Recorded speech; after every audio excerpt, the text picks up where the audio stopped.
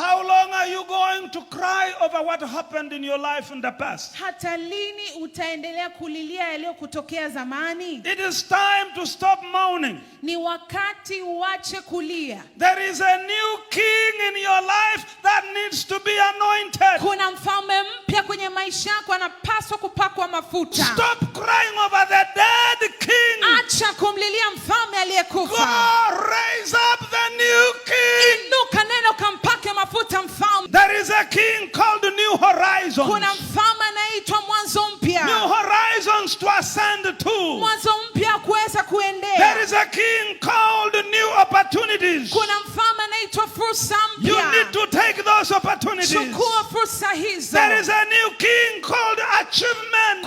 Kuna mfalme mpya anaitwa You need to acquire those achievements. Unatakiwa ufikie There is a new malengo. king called victory. Kuna mfalme anaitwa ushindi. You need to gain those victories. Unapaswa kupata ushindi huu. Rise up and take your own. Inuka, chukua pembe yako. Your own of courage. Pembe ya ujasiri. Your own of hope. Pembe ya tumaini. Your own of determination. Pembe ya kuthubutu. And anoint the new king. Na upake mafuta in mfalme your mpya life kwenye maisha yako. For the next level. Kwa ajili ya hatua inayoanza. Hallelujah. Hallelujah. You cannot keep on crying over the dead king. Huwezi kuendelea kumlilia mfalme That which you aliyekufa. have lost in your life. Kile ulichokipoteza kwenye maisha.